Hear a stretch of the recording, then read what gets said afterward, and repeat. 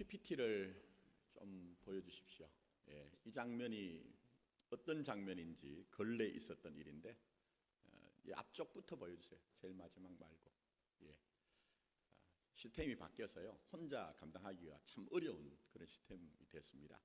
제일 앞쪽, 제일 앞쪽을 보여주십시오. 제일 뒤의 장면입니다. 이게 뭔지 아시겠습니까? 지난 9월 9일 현대자동차의 4천여 대의 수출용 차량을 싣고 가던 골든레이라고 하는 화물선이 미국 인근 해안에서 이제 좌초가 됐습니다. 그 이제 그림이에요. 자, 안 됩니까? 처음부터 PPT. 그럼 진행하겠습니다. 거기에 배 타고 있던 선원들이 다 탈출했는데 네 분이 이제 탈출을 못했어요. 그런데 배의 구조가 생각보다는 복잡하고 화물도 많이 실려 있습니다. 그래서 미국의 구조대가 거기에 이제 접근을 하고 거기에 이제 가로 60cm, 세로 한 90cm 정도 되는 구멍을 뚫어서요. 거기에 이제 호스를 연결하고 이제 음식물 또 공기 공급하고 그러면서 그 구멍을 점과 점으로 연결하는 것처럼 자꾸 키워가지고 결국 이분들을 구출해냈습니다. 저는 이 뉴스를 보면서요, 생명의 원리가 그렇다고 생각해요. 평소에는 우리가 우리 실력껏 살 수 있다고 생각되죠. 한계 상황이 오면 우리가 우리 자신의 무력함을 실제적으로 이제 절감을 합니다. 자, 보시면 여기에 타고 있는 네 분은요, 뭐 제가 모르겠습니다. 그분들이 항해 실력이 어떻든지 또 배를 타는 사람이면 바닷사람이면 기본적으로 가지고 있는 수영 실력도 사실은 무력하죠. 아무것도 할 수가 없습니다. 바깥에서 누군가 와서 그들을 구해내야지만 이제 생명을 이제 보존할 수 있고 또 구출될 수가 있는 것이죠. 자, 이 말씀을 드리는 이유는요, 영적 현실이 그렇습니다. 많은 성도들이 믿음을 가지는 것들을 종교로 이해를 합니다. 그러나 기독교 신앙은 생명에 관한 거예요. 생명에 관한 것. 마치 이 골든레이호를 여러분이 잘 생각해 보시면 우리가 지금껏 살펴봤던 그리스도 그때라고 하는 것이요, 꼭 같습니다. 허물과 죄로 죽었던 너희라고 그렇게 우리에게 얘기를 하고 있어요. 근데 이 골든레이라고 하는 이 화물선에 구조하는 분들이 접근을 하고 정말 어려웠다고 하거든요. 사투를 벌이면서 이들을 구출해낸 것처럼 하나님은 하나님의 큰 사랑, 지난주에 설명드렸습니다. 그 사랑이 어떤 사랑이죠? 허물과 죄로 죽었던 나를 위해 아들을 내게 십자가에 내어준 사랑으로 나를 살려내셨어요. 그게 기독교의 신앙입니다. 자, 그러면 이렇게 살리심을 받은 자들이 가져야 되는 믿음의 내용이 뭐냐 하는 거예요. 믿음의 내용이 뭐냐? 자, 결론적으로 좀 말씀드립니다. 하나님은 우리에게 구원은 전적으로 하나님의 은혜로 된 것이라는 것을 알고 믿으라고 말씀하세요. 구원은 하나님의 은혜로 된 것이라는 것을 알고 믿으라고 우리에게 계속적으로 말씀하세요. 자, 제가 이렇게 결론을 드리면 여러분 마음속에 혹시 기억하시는 분은 한 2주 전에도 제가 이런 논리를 가지고 말씀을 드렸습니다. 근데 2주 전이 성찬식이 있었어요. 그래서 충분히 본문을 다루지 못했어요. 그래서 오늘 다시 한번 제가 본문 속에서 다른 부분으로 좀 설득과 이해를 시켜드리고, 또 하나는 목회를 하다 보니까요, 많은 분들이 기독교 신앙을 오해하고 계세요. 의외로 많은 분들이 오랫동안 신앙생활을 하셨지만 기독교 신앙의 정수를 알지 못하고 그렇게 신앙생활을 하던 경우가 있더라는 거예요. 그래서 여러분 좀 해량을 하시면서 한번 잘 따라와 보시기 바랍니다. 자, 오늘 본문을 다시 봅니다. 4절부터 한번 다시 보십시오. 긍휼이 풍성하신 하나님이 우리를 사랑하신 그 큰 사랑을 인하여 허물로 죽은 우리를 그리스도와 함께 살리셨다. 이렇게 되고 그 다음에 뭐가 등장하죠? 관로가 등장합니다. 관로가. 그 관로안을 보니까 자, 같이 한번 읽어볼까요? 너희는 은혜로 구원을 받은 것이라 얘기합니다. 여러분, 이 관로가 뭘까요? 좀 쉽게 말씀드리면 어떤 사본에는 이 말씀이 있는 성경도 있고 과거에 어떤 사본에는 이 말씀이 없는 사본도 있다는 거예요. 이 주경학자들이 성서학자들이 왜 그런가 하고 살펴보니까 이게 첨언이 된 부분이라는 거예요. 그럼 왜 이게 첨언이 됐을까? 초대교회 때도요, 그때 허물과 죄로 죽었던 우리를 살리셨다는 부분에서 오해하는 성도들이 있었다는 거예요. 우리가 얻은 구원이 뭐 하나님이 다 놀라운 큰 사랑으로 하신 것은 분명하지만 우리 편에 있는 어떤 것도 뭔가 좀 기여한 부분이 있을 것이라고 오해를 하는 성도들이 있었기 때문에 오늘 여기의 말씀을 보시면 너희는 뭐로 구원을 받았다고요? 은혜로 구원받았다고 못 받고 계신 거예요, 여러분. 자, 그런 점에서 제가 2주 전에 말씀드린 부분이 있습니다. 많은 분들에게 제가 어떻게 구원을 받았습니까? 여쭤보면 우리는 예수님 믿어서 어떻게 해요? 구원받았습니다. 정확한 기독교 진리죠. 예수님 믿어서 구원받았습니다. 자, 그런데 거기에 등장하는 단어가 3가지라고 얘기했습니다. 자, 예수님, 그 다음에 뭐죠? 믿음, 그 다음에 구원. 그 중에 제일 중요한 게요, 기독교 신앙에서 예수님입니다. 예수님. 예. 자, 그래서 제가 말씀드린 부분과 오늘 본문에 나오는 너희는 은혜로 구원 받은 것이라는 부분을 연관해서 여러분 한번 살펴보십시오. 자, 4절의 말씀 보시면 하나님의 큰 사랑이 등장해요. 하나님의 큰 사랑. 그리고 5절에는 누구와 함께? 그리스도와 함께. 6절에서는요, 또 7절에서는요, 누구와 안에서? 그리스도 안에서. 우리 편에 어떤 것도 등장하지 않습니다. 이는 좀 섭섭할 수 있지만 이 구원이라는 것은요, 우리 편에 있는 어떤 것도 한 단어도 한 문장도 등장하지 않아요. 자, 예를 들면 믿음 이러면요, 우리는 먼저 우리에게 다가오는 것이 있습니다. 좀 좋은 믿음 됐으면 좋겠다. 저도 우리 성도들이 좋은 믿음 가졌으면 좋겠어요. 또 큰 믿음을 가졌으면 좋겠다. 그럴 때 우리 편에서 가지고 있는 내 편에서 좀 강한 어떤 그런 믿음이라는 것도 오늘 말씀 보니까 등장하지 않아요. 또 우리는 사랑 이러면 사랑은 뭐죠? 여러분 너무 거룩하셔서 모르겠지만 유행가는 사랑은 눈물의 씨앗이라고 하잖아요. 우리나라 사람들은 사랑이라고 하면요, 너무 사랑을 정서적으로 이해해요. 그래서 내 안에서 뭐 눈물이 뚝 떨어지고 내 속에서 뭔가 짠한 것이 올라와야 된다고 생각하는데 오늘 본문 말씀 보니까 그것도 하나도 등장하지 않아요. 너희는 은혜로 구원을 받았다. 전적인 하나님의 은혜 위에는 하나님께서 이 주시는 구원을 받을 방도가 아무것도 없다는 거예요. 그야말로 구원의 시작과 과정과 결론은 누가 주도하신 것이죠? 하나님이 주도하신 거예요. 하나님이 주도하신 것이 기독교 신앙의 전부인 것입니다. 자, 그러니 성도의 인생이요, 살면 살수록, 믿으면 믿을수록 정상적인 믿음, 살면 살수록, 믿으면 믿을수록 정상적인 믿음은 뭐냐면요, 구원이라는 것 앞에서 나는 없어져야 돼요. 난 희미해져야 됩니다. 그리고 뭐만 남아야 돼요? 하나님의 은혜만이 내게 남아야 되는 거예요. 하나님의 은혜만이 내게 남아야 되는 거예요. 자, 그런 점에서 어릴 때 주일학교 다니신 분들 중에 찬송 나는 구원 열차라는 찬송을 부르신 분들 계시죠?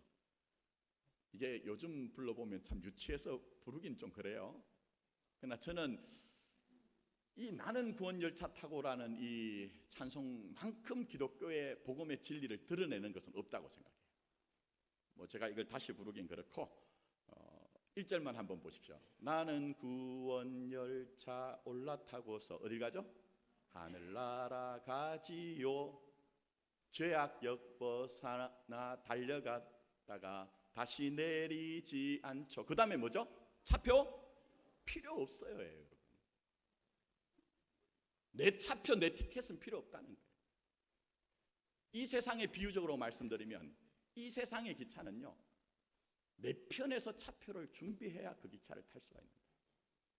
근데 기독교의 복음은요, 차표 티켓이 필요 없이 차장이신 주님께서 다 준비하시고 우리의 인생을 안아서 천국까지 이끌어 가기 때문에 티켓을 내미는 신앙이 아니라 누구를 믿어야 돼요?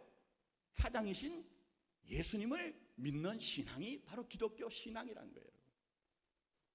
근데 의외로 많은 분들이요, 자꾸만 입술로는 비유적으로 말씀드리면 나는 구원 열차 타고 올라가지요, 차표 필요 없어요, 차장 되시는 주님이 함께 계시니 하지만 실제적으로는 구원에 있어서 내 열심과 내 정성과 어떤 것들이 기여하고 있다는 느낌을 가진 분들이 굉장히 많습니다.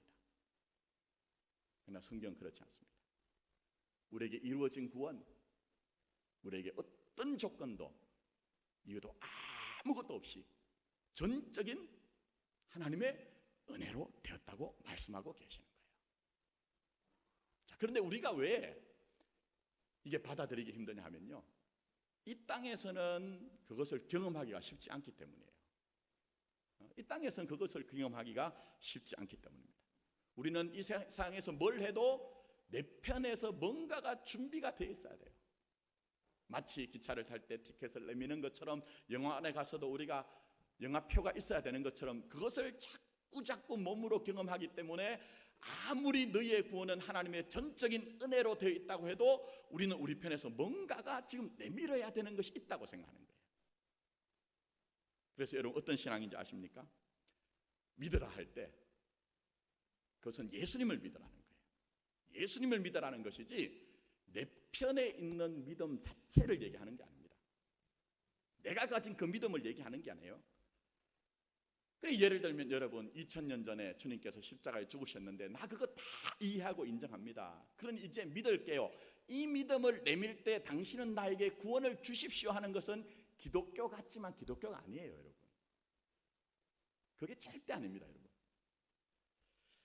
그래서 여러분 아시는 것처럼 사도 바울이 이것을 얼마나 걱정하고 염려했던지 오늘 본문에서 말씀을 보셔도 너희는 은혜로 구원을 받은 것이라고 했지만 에베소서 2장 8절에도 다시 반복하여 우리에게 확고하게 얘기합니다. 자, 사도 바울이 이렇게 얘기합니다. 너희가 그 은혜를 인하여 믿음으로 말미암아 구원을 얻었나니 얘기합니다. 자, 그런데 그 다음에 아주 중요한 말씀을 하세요. 이것이 너희에게서 난 것이 아니요. 이것이 너희에게서 난 것이 아니라. 우리는 우리가 가진 믿음을 꼭 붙들고 내 이 강한 믿음을 좀 봐주세요. 당신의 사랑 앞에서 눈물 흘리고 뭔가 내 마음속에 찬하게 일어나는 이 믿음을 봐주세요라고 얘기하지만 그 믿음조차도 너희에게서 난 것이 아니요. 그 다음에 뭐라고 합니까? 하나님의 선물이라는 거예요. 그 믿음도 주신 분이 계시다는 거예요. 내가 그것을 취득하고 내가 발생하여서 하나님 나 이만한 믿음이 여기 있습니다라고 하는 것이 아니라 그 믿음조차도 여러분이 가진 그 믿음조차도 주신 분이 계시다는 거예요. 그래서 여러분 때때로 많은 분들이 기도하실 때 뭐 대표 기도를 하든 개인 기도를 하든 이런 기도를 하시더라고요. 마음은 원이로 돼 육신이 약해서. 그 원래 그런 뜻으로 사용하는 건 아닙니다. 그 본문을 보시면 그러나 어쨌든 그게 막 우리에게 너무 와닿아요. 마음은 원이로 돼 육신이 약하여라고 하는 삶의 현실 속에 여러분이 가진 믿음은 누가 주신 것이고 누가 지켜내시는 것이죠? 하나님이 지켜주시는 거예요. 하나님이 지금 주시고 지켜내시는 것이 우리의 믿음이라는 겁니다. 자, 그래서 이런 기독교 신앙의 좀 정수를 이해하기 위해서 본문으로 가서 살펴봅니다. 자, 4절 한번 보십시오. 4절 보시면 우리말 성경이 굉장히 잘 되어 있지만 때때로는 좀 섭섭한 부분이 있어요. 빠뜨린 부분, 삭제한 부분이 있습니다. 4절 보시면 긍휼이 풍성하신 하나님이 우리를 사랑하신 그 큰 사랑을 인하여 얘기했는데요. 사실은 제일 앞에 뭐가 있나 하면요, 호대라고 하는 접속사, 그러나라는 접속사가 있어요. 자, 그러면 여러분이 우리말 성경에는 그러나가 나오지 않지만 그 앞에 그러나를 한번 뭐 볼펜이 있으시거나 연필이 있으시거나 하면 쓰시든지 아니면 기억만 하십시오. 자, 그러나라는 접속사 앞에 그때에 그리스도 밖에 있을 때 우리의 삶의 형편, 영적인 형편이 어떻죠? 눈으로 한번 보세요. 전혀 소망이 없다는 거예요. 어떤 가능성도 없다는 거예요.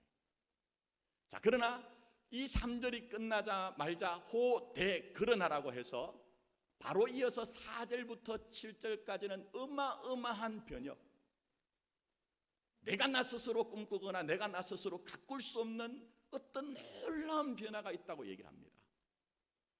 근데 다시 한번 보세요. 그 과정에 우리 것이 뭐가 등장하는가요? 우리 것이 뭔가가 등장하느냐 하는 거예요. 이 놀라운 변혁, 놀라운 어떤 전환 가운데 우리 것이 지금 등장하느냐 하는 거예요. 다시 한번 말씀드리면 우리 편에서 내가 너희들에게 이미 준 그 십자가, 그 십자가에 죽었으니 너희는 회개를 해야 된다, 뭐 그런 말씀이 여기에 등장하느냐 하는 거예요. 내가 2000년 전에 이미 십자가에 죽고 부활했으니 너희는 나를 믿되 잘 믿고 세게 강하게 믿어야 된다, 그런 단어나 문장이 등장하느냐 하는 거예요. 1절 없습니다. 1절 없습니다. 1절 없어요, 여러분. 결국 이것은 죽었던 자리에서 우리가 살아난 것, 살아난 우리들을 일으키셔서 하나님 보좌 우편에 계신 주님처럼 주님과의 영원한 그 영광의 안에 들어가서 하나님과 그 교제를 하게 하는 것은 전적으로 뭐라고요?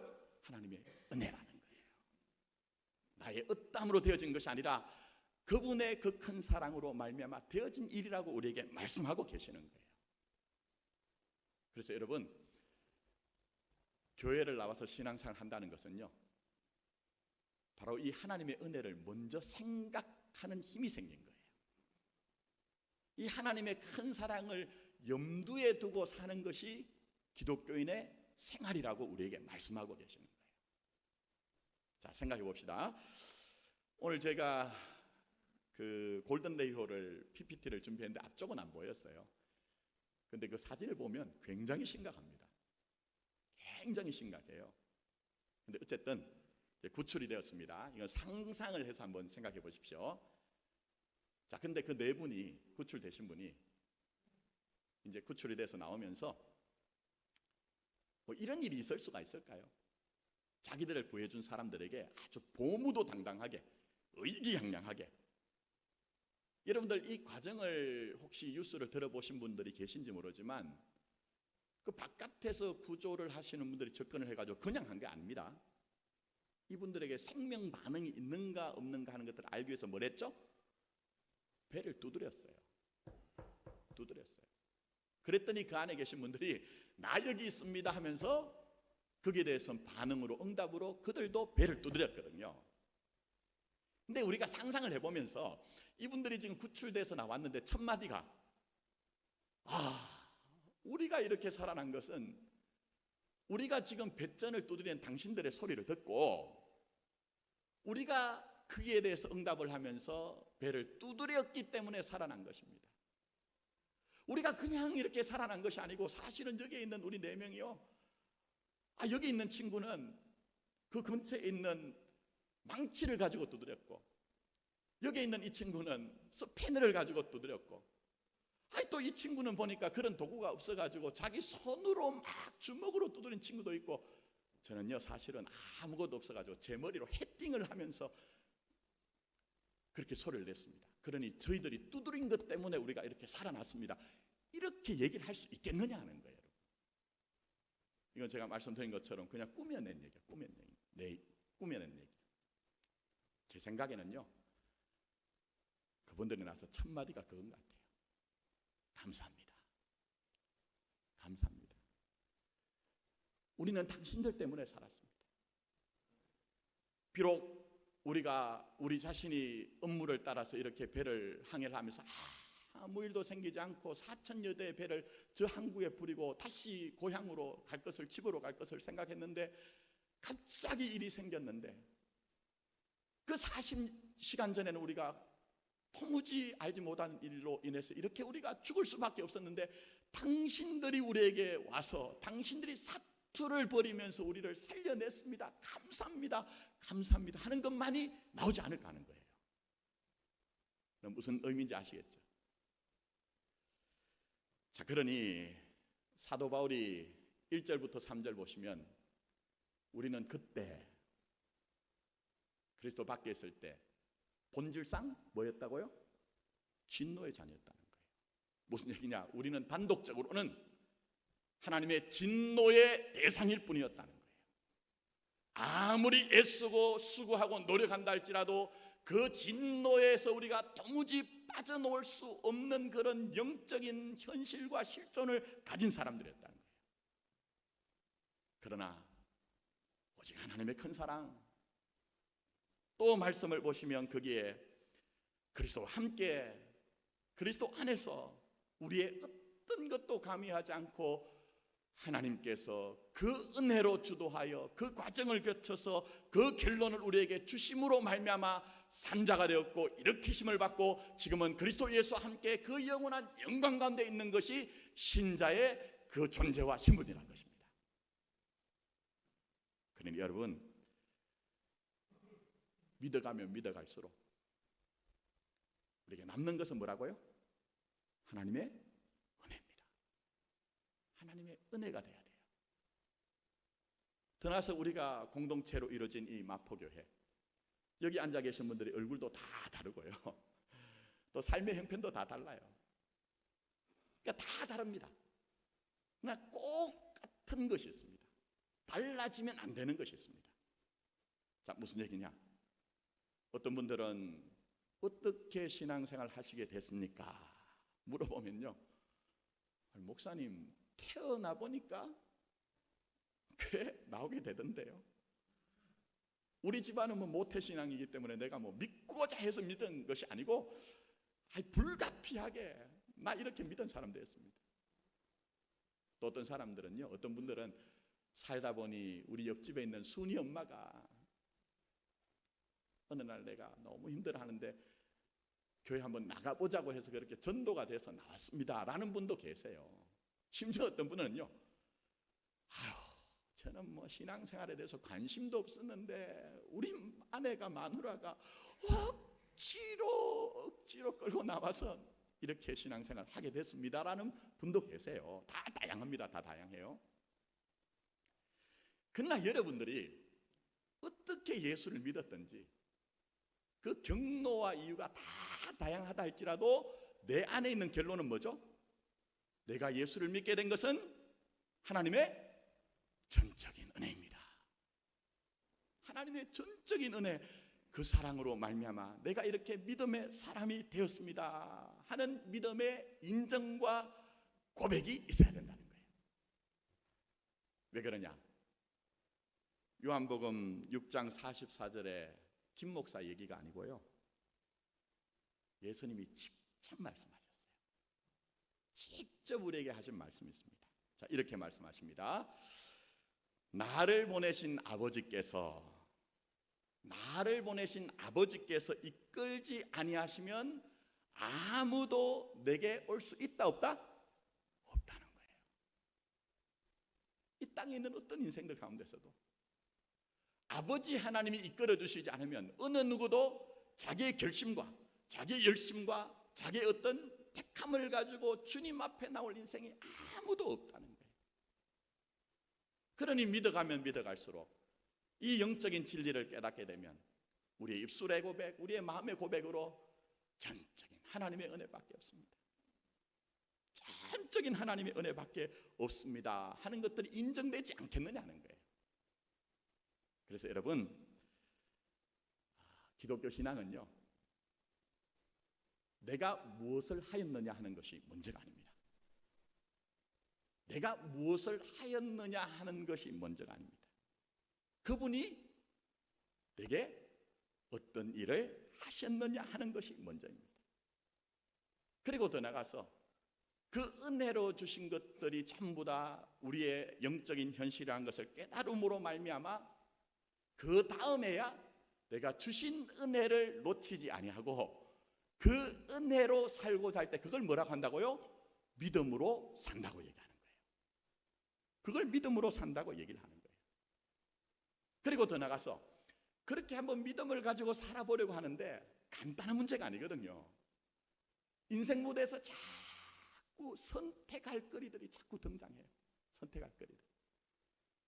그럴 때에 내게 주신 은혜를 가지고 그 은혜로 살고자 믿음을 가지고 살아갈 때 믿음으로 생각하고 판단할 때 그걸 뭐라고 한다고요? 그 선택을 결단이라 이렇게 얘기하는 거예요. 그 선택을 결단이라고 얘기하는 거예요. 자, 그런 점에서 중요한 사건들이 많이 있는데요. 성경에는 여호수아가 그 인생의 말년에 이스라엘 사람들에게 선포하는 말씀이 있습니다. 자, 여호수아서 24장 15절에서 여호수아가 이렇게 말씀하세요. 한번 잘 들어보세요.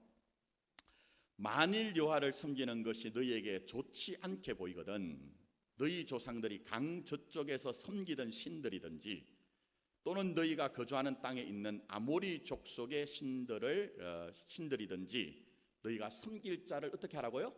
택하라. 섬길 자를 오늘 택하라고 얘기했어요. 자, 그런데 그 다음에 뭐라고 하느냐? 오직 나와 내 집은 누구만 섬기겠다고요? 여호와만 섬기겠다는 거예요.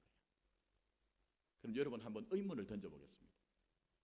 스스로 한번 그 질문에 대해서 답을 한번 해보세요. 여호와를 섬기는 신앙과 강저편과 지금 이 땅에 살고 있는 아모리 족속이 섬기는 신을 섬기는 신앙의 결정적인 차이가 뭘까요? 결정적인 차이. 많은 분들이 머릿속에 우상을 그려낼 거예요. 물론 이것도 우상의 어떤 본질과 속성을 얘기하는 것이지만 제가 결론적으로 말씀드리면요, 여호와를 섬기는 신앙은요, 내가 먼저 섬기고자 하는 게 아니에요. 내가 먼저 하나님을 섬기고자 하는 게 아니에요. 나를 섬겨주신 하나님의 은혜를 알기 때문에 그 섬겨주신 은혜에 대한 응답으로 내가 하나님을 섬기는 것이 여호와를 섬기는 신앙이에요. 이해가 되십니까, 여러분? 자, 다시 한 번 말씀드릴게요. 나를 섬겨주신 하나님의 은혜를 알기 때문에 그 은혜에 대한 응답으로 내가 섬기는 것이 뭐라고요? 여호와를 섬기는 신앙이에요. 이것은 출애굽기와 여호수아서를 통해 사사기를 통해 제가 설명을 드렸는데 일단 결론을 그렇게 말씀드립니다. 자, 그러면 강 저편이든지 이 땅에 살고 있는 아모리 족속이 그들이 섬기는 방식으로 신을 섬기는 건 뭘까요? 하나님의 섬김을 생각하지 않는 거예요.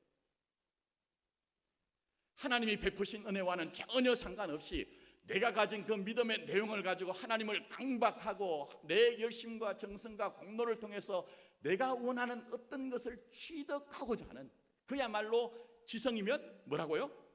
강천.